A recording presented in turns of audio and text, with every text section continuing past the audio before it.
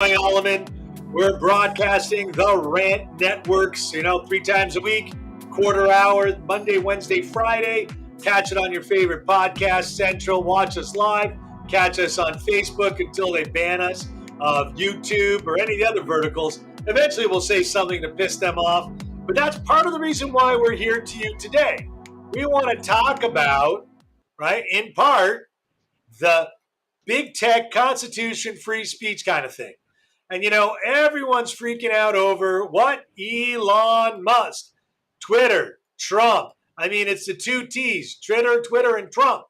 Twitter, Trump. I can't even get it. But anyways, long story short, guys, there is nothing but buzz on the one media platform that one party can't control any longer. And all the facts and truth that used to be, can't happen, are becoming real. David, you've been following this a little bit with your nice cup ears. What do you got going on? It's crazy with Twitter. Over the weekend, excuse me, just to show people was collusion. Apparently, the collusion was with both. Looking at the Democrats benefited from Democrats definitely benefited. Matt Taibbi was, he was a journalist that's over the weekend in a series of tweets, and it revealed the collaboration videos and members of the flag and delete tweet problematic. The most recent one, was the removal of the relating to the bunch laptop, let alone dropping New York Post. Now, and he showed it, and it created a kind of a where people were like, wait a minute, this is true. This is true. Only in the movies was really true. Crazy. I'm kind of a Stuart. I'm while I fix my head. Go ahead. I'm going to take it. I'm going to go. Yep. All right, guys. Sorry about that. Dave's got some technical difficulties with his Mickey Mouse ears, but it happens. Listen, the bottom line is this is just our Dave. Can you hear me? Go ahead. Dave, you can continue on with your little rant now that we can hear you and see you. Clearly, loudly, no problems, okay? No lags. Okay, so look here's the thing. To make things more interesting, and consistently said he's all about free. He's neither Republican nor Democrat. For certain Republicans, and but left likes to pigeonhole him, core Republican and eccentric. All the names you could possibly try to discredit him. But Elon, very interesting, is that he believes in free speech. To the left means hate speech. That means censoring what they want to do. I mean, this is just, again, the banter that's thrown. So I'm not just going to only blame the left. And his Majesty pumped up and selfish manner, this whole thing all about him. And you see, it's a fraudulent election. And, I got screwed. And I'm paraphrasing. And he believes that we should change and amend. Elon Musk said, this is not a violation of the Constitution. Chill out or not. And that the presidency is the Constitution and all that stuff. And Elon Musk. Well, for the left. And my friend whom I like to pick on mercilessly, really two people, Ali Velshi, he's the G. He knows everything. He decided to insult the out of Elon Musk, that he doesn't have anything to do with the Constitution. There's nothing to do with the Constitution. That has nothing to do with the interesting, because that's exactly what the left said. Upholding the Constitution. I mean, like, Ali, you get together and decide what messages are going to go out there. Because he says this is what we cable business like to call a hot take. He must profound ignorance. First Amendment regulates government content, public actors like Twitter. Other words, as basically told that no Twitter did not need to be hold the First Amendment, that they had every right to send and do all these kinds of things. And because now he's twisting it that the people Biden campaign, not the, and therefore there's no First Amendment.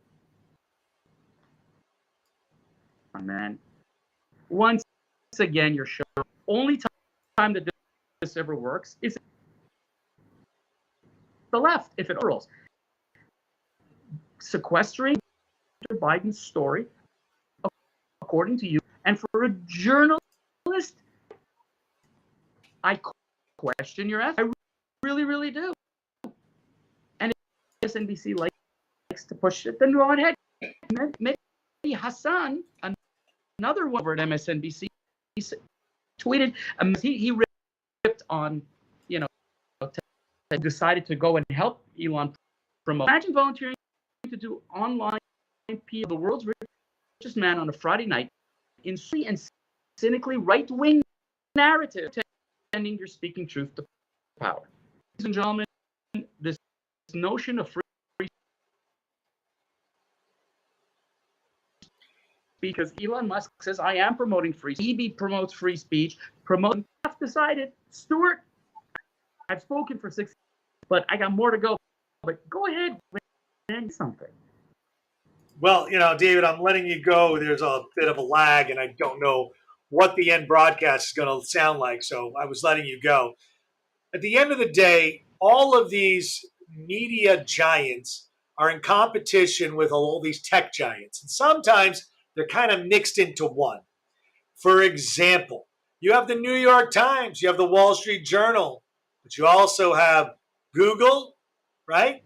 Facebook, Twitter. They're all different types of modern news agencies where there are no real ethics. Not that, the others have ethics, but actually, they're protected by... Stuart, I got to correct you on something here, because Facebook are not news agencies. They're news. They don't report on their own. The sources aggregate it and publish their own. So they're not a news agency to keep that distinction, clear.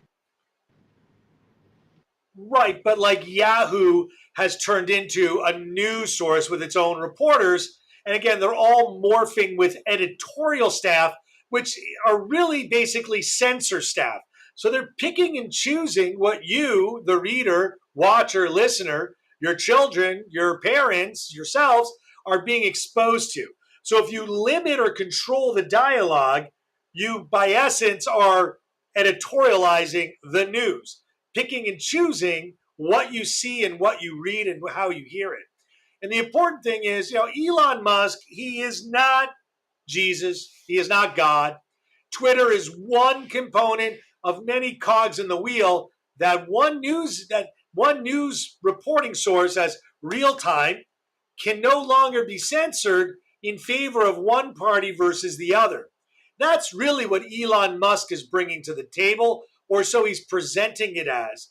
And the one thing you need to understand with propaganda is you need to control all news network agencies, or you must have a propaganda field to discredit anyone or anything that does otherwise. For example, Fox, they're all a bunch of neo-Nazi racists.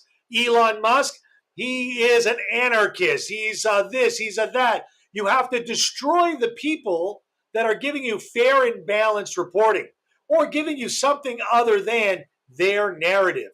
And the constant propaganda of there is only one side and one opinion is how propaganda works. It's how they do it in China, how they do it in Russia, how they do it in every country that you, the listener of this broadcast, don't want to live or move to. Because if you really like that type of, media, that type of control, you don't belong in the United States of America. or Canada or any Western European country. David, you there? You know what, Stuart, I gotta just tell you something. Because the whole conversation here is we manage it, because we're forgetting there's a Mark Zuckerberg, and for every Google, a Yahoo, and so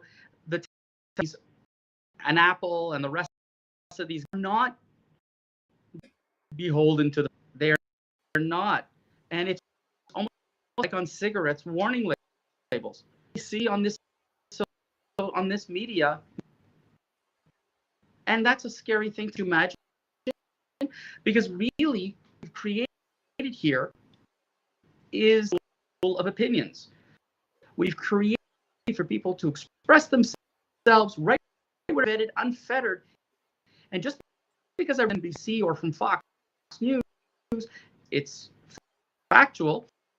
We've seen, that reporters do go proper reporting. So big tech is not going to be covered by FIT, but we got to be really careful here. That I think that there has to be a warning label, be accurate, whether it is or it is really anymore. I mean, this is what telling me that Hunter Biden's laptop walks in and tells Twitter, kill it, like, then truth. And I mean, this sounds almost like the X-Files. All these other, eccentric things created. Big technology, to agree with AOC for the first time in my life, big and too powerful. No one is vetting, no one them accountable, and when it's like, oh, there's more hate speech, letting them back on. There's been hate for the place. I've dealt with it. I know many others who've dealt with another person. Frankly, I'm trying to understand who is censoring the hate speech. Don't give me this malarkey that now the opposite. There is just, as it was before, it's fettered. And so have it both ways, people. We have to be doing. So, David, again, I hope this broadcast comes out better than it is going at this point, because, again, you're chopping in and out. Maybe I'm chopping in and out, or maybe we're not chopping at all. So I'm going to wrap this up on this quarter hour. Just close with these notes. If you believe for a second that the Ayatollah Khomeini, amongst many other, like Xi Jinping and Vladimir Putin, are not spewing some sort of hate speech, or if Qatar isn't presenting free Palestine at the World Cup, and that there is some sort of sense of normalcy with these tech giants and Elon Musk, and a conspiracy that they're all anti-Semites and all global haters, guys, you're misguided. There's a big story. David, I'd like to rebroadcast this maybe later on in the week if nothing newer seems to pop up. I want to tell you, there is so much hate going on, whether you're black, white, Hispanic, not from the United States, not from Canada, not from Germany. So much divisiveness, which is the key component on creating global anarchy. And I'll tell you, global anarchy is exactly what the crazy anarchists want. And they'll do it any way they can get it. Guys, I'm going to wish you all a goodbye. Thank you for tuning in. We'll be back Wednesday noon. Hopefully David will work out his headphone issue, but he's smiling and chuckles anyways. On that note, guys, we love you. We miss you. We'll see you soon. Please pass the word. We're here to tell you